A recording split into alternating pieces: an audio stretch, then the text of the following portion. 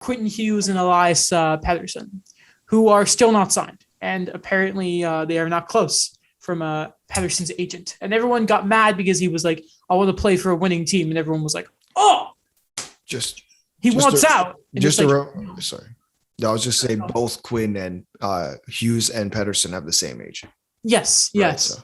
Was it Pettersson or Hughes that fired their agent to join the other one?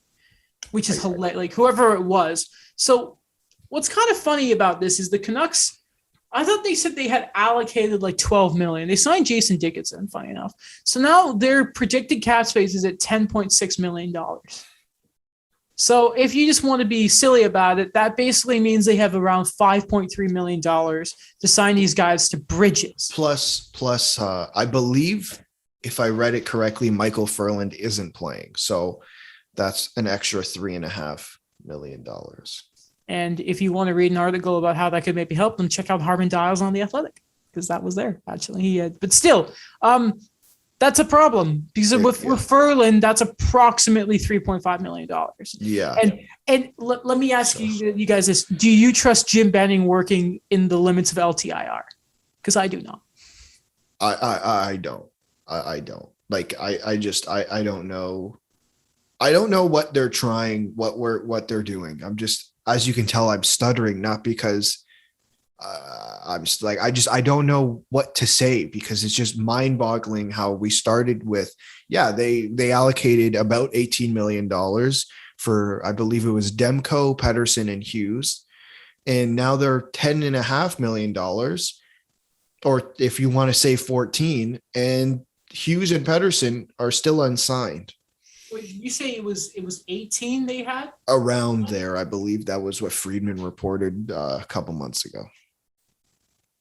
So we'll just wait for the next big story of what happens with the Canucks, because there's going to be something. Like, someone has to go, and they already made one trade to get rid of a boatload of cap.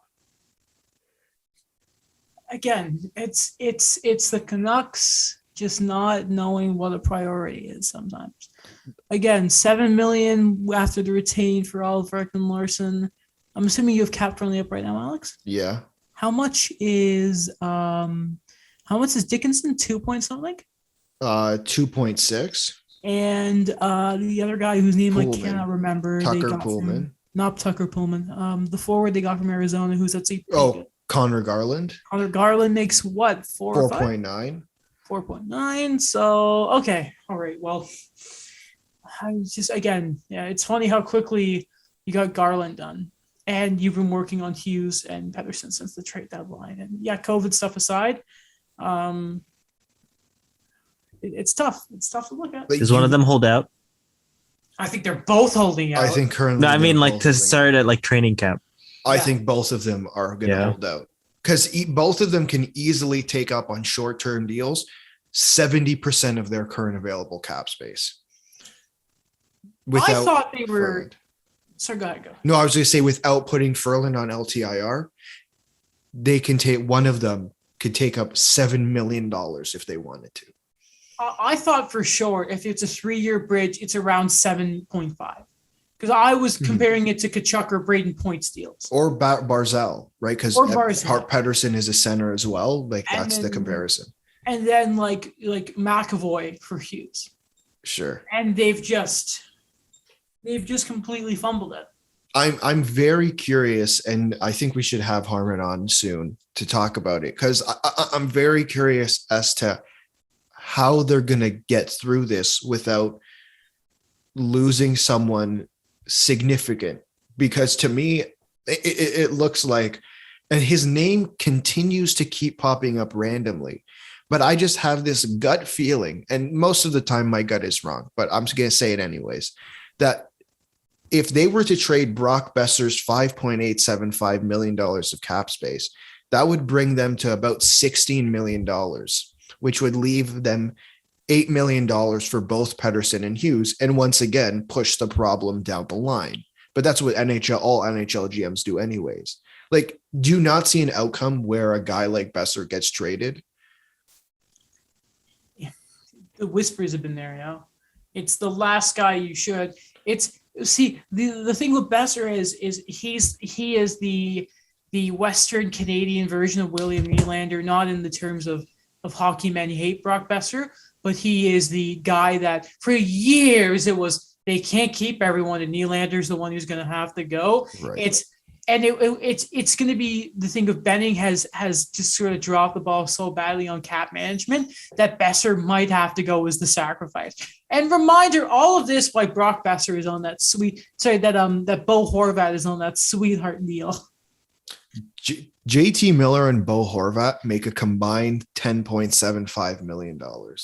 It's just ridiculous. Ridiculous. Yep. The Canucks, though. The Canucks. They'll make the playoffs probably. Will they? Division? Yeah, I think so. Because regardless, if it gets They'll be good for now. Like they'll be okay. Because if they start, think of it like this: the Pacific sucks, right? Like the Pacific sucks. And like okay, so let's kind of think of it. If let's just say they get 1-year deals, it's whatever. They get Hughes and Pettersson back. They still have Hughes and Pettersson, right? Yeah. They have Oliver Ekman-Larsson, who even if he's not OEL of the past, he's still Oliver Ekman, but still a serviceable top 4 defenseman is like. It's going to be hard not to be better than Nate Schmidt was. Like Nate Schmidt's a good defenseman, but the fit wasn't there, right? Yeah. And like it's going to be a relieved workload to what Oliver Ekman-Larsson has had in the past, aka carrying the Coyotes for a decade. And up front, I think they've improved, aka like some of the like Dickinson's a good one. Like the funny thing is, I would argue that the Canucks improved. Especially in net, like Holtby, everyone knew from the moment it happened that Holtby wasn't going to work. Halak's fine. Like, I think like there's an argument that the Canucks, and again, this is the problem with the Oliver Ekman-Larsson deal that was said to death, is that in the short term, the Canucks are probably the better team. And all this, of course, hinges on if they can actually get Hughes and Pettersson signed without sacrificing Brock Besser or Horvat or Miller. But right now, I can look at the Canucks compared to last year and say that they're better.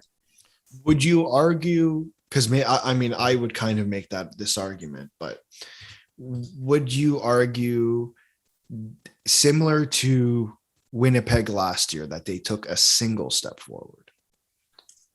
I would have to have a look.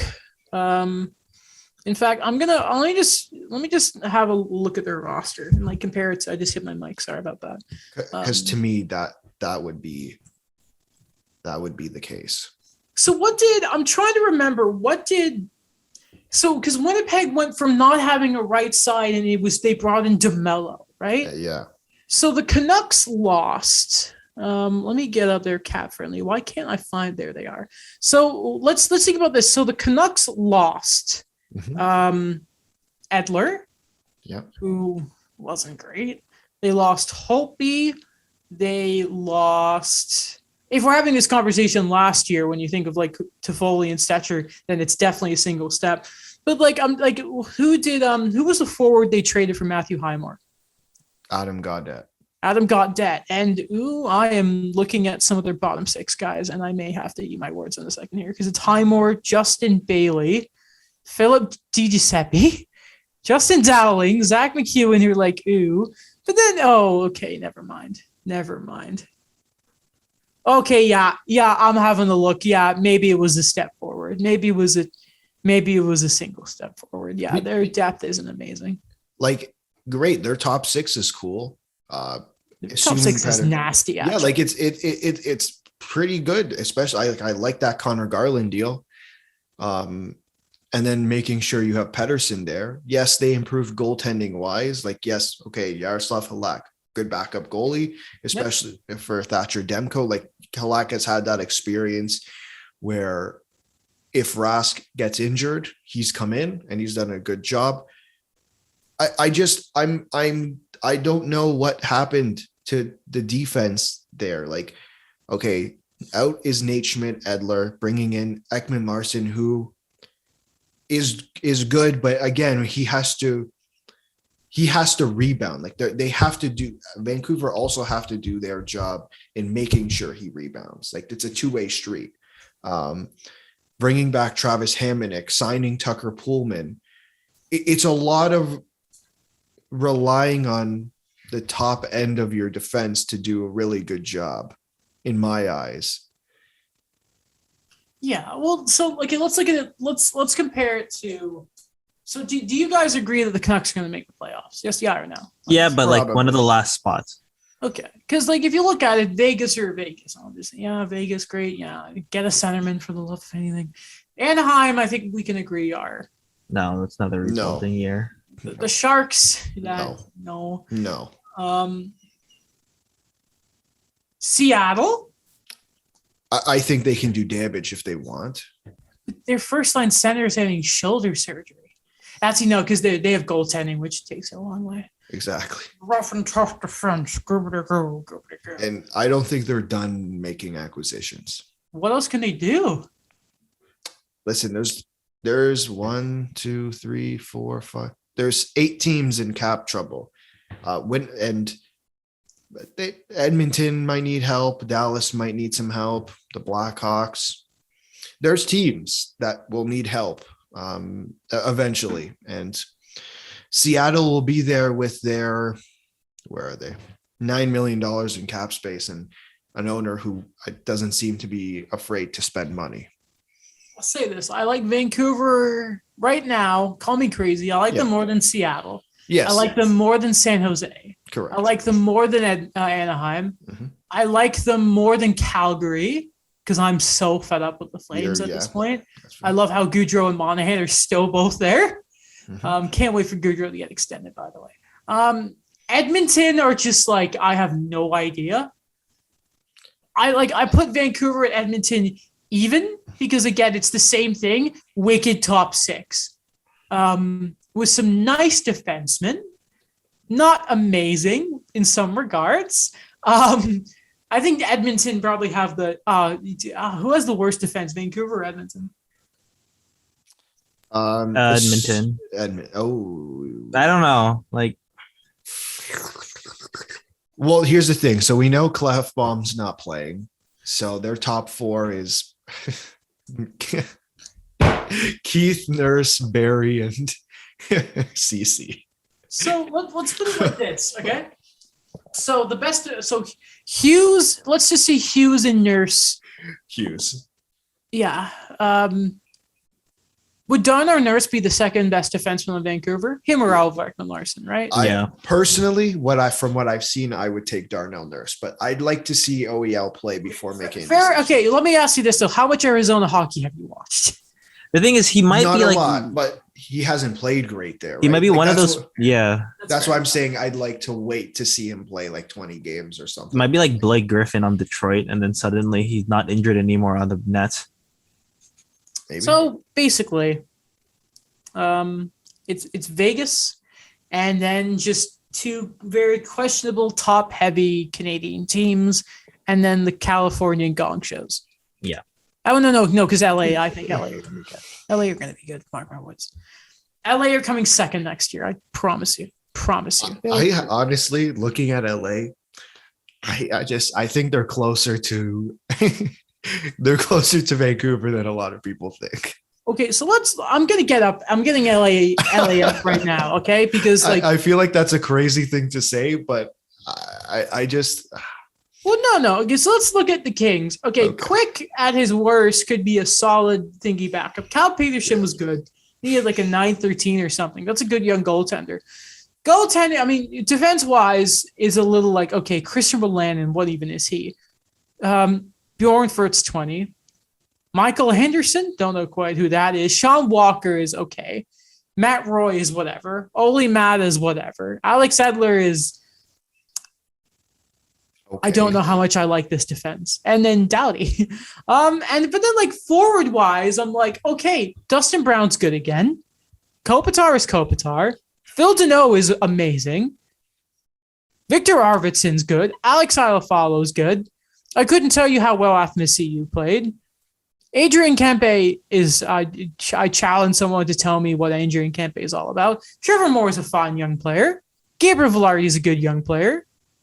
Grunstrom, who sees with him, and whoever else. But anyway, discussion for another day. I think we're good to wrap up. Okay. We've covered a lot. I was just gonna say the difference between LA and the other teams is that LA has depth.